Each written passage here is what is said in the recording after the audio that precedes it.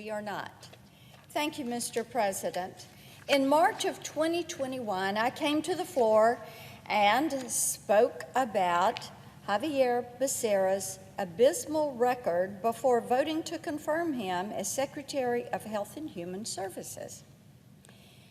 Here is what I pointed out to my colleagues. He had no meaningful experience in public health, no meaningful experience running a large-scale logistical operation, a career's worth of hostility toward basic constitutional rights. And my colleagues across the aisle didn't listen on this, and now his record as secretary is worse than anyone could have imagined or predicted. My colleagues who helped confirm him entrusted him with the lives of some of the world's most vulnerable children. Unaccompanied minors who are apprehended by Border Patrol are transferred to the care of Health and Human Services.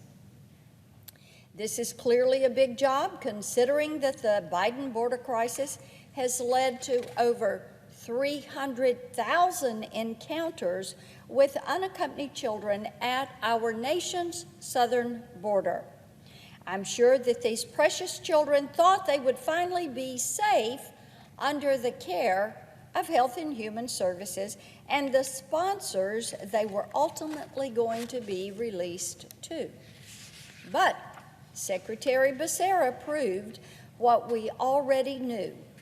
It was that he was not up to the challenge of such a large department with such expansive authority, and he had no experience that was relative.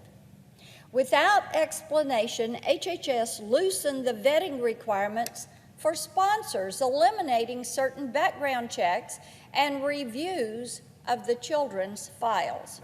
Since then, HHS has lost contact with more than 85,000 of these children. Back in February, the New York Times released a horrific expose showing how these children have since been trafficked and exploited for labor. And these are only the stories of the children that the reporters could find.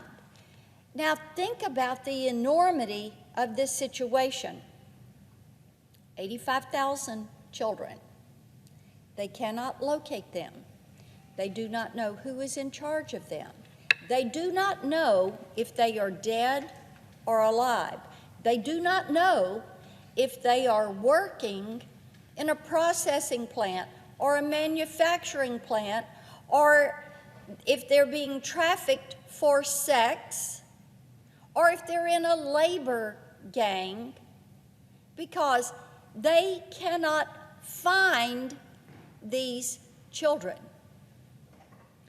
And they decided to loosen the vetting requirements.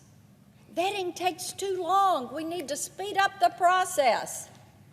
So that is the mess that we find coming from Health and Human Services and its secretary, its chief officer, Becerra.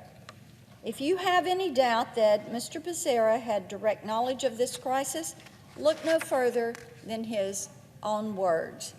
That same New York Times report referenced an audio recording taken during a staff meeting with the Office of Refugee Resettlement. Now, that is a department within Health and Human Services. When Becerra was admonishing his staff about their lack of speed in vetting sponsors and discharging these children into their care, he said, and I quote, "If Henry Ford had seen this in his plants, he would have never become famous and rich. This is not the way you do an assembly line." And if that doesn't convince you, listen to the whistleblowers who begged HHS leadership to listen. HHS employees on the ground noticed alarming signs of exploitation and raised it to their supervisors. "This is urgent," one wrote. She was ignored. Again and again, staffers and contractors told HHS something was wrong, and the reports allegedly reached Secretary Becerra's desk. Even the senior staffer overseeing the unaccompanied minor program noted in an email to the department's leadership, and I quote, "If nothing continues to be done, there will be a catastrophic event," end quote. These reports were not just ignored. Those who spoke up were retaliated against, they were fired, they were silenced. Think about this. You're working in a department. You see things are going wrong.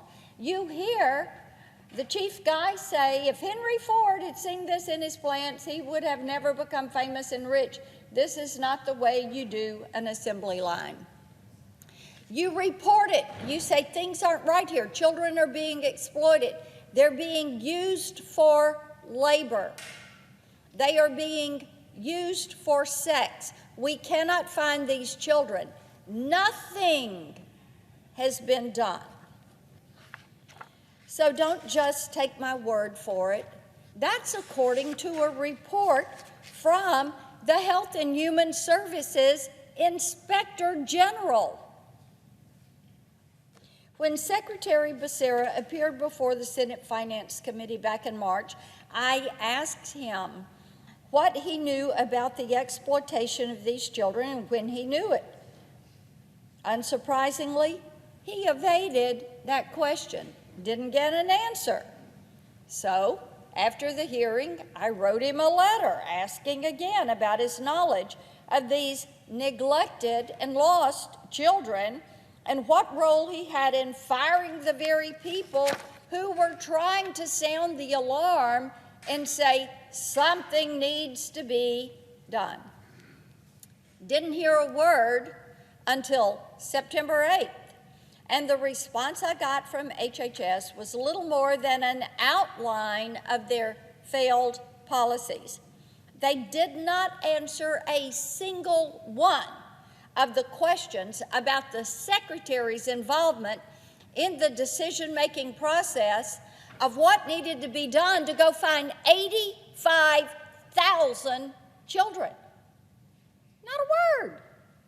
So I sent a follow-up letter giving the Secretary one more chance to answer the questions. The Senate has a duty to conduct oversight, Mr. President, and I take that responsibility and that duty seriously.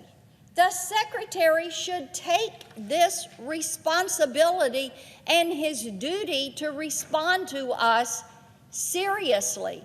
Where are these children? How are you vetting these children? I had really hoped that my friends across the aisle, for all of their talk of compassion and trying to be compassionate to individuals and looking at border policies, that they would take this responsibility seriously as well.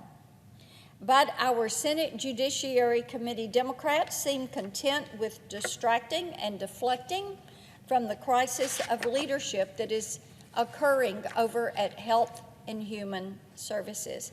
In a hearing back in June that was supposedly intended to ensure the well-being of unaccompanied migrant children, Chairman Durbin didn't call a single government witness to testify about what is happening with these unaccompanied alien migrant children.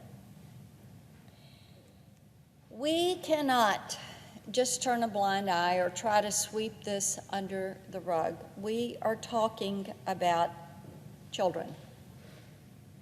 Children that are in a strange country, children that do not have an adult to look after them, children who maybe were lured here on a false premise.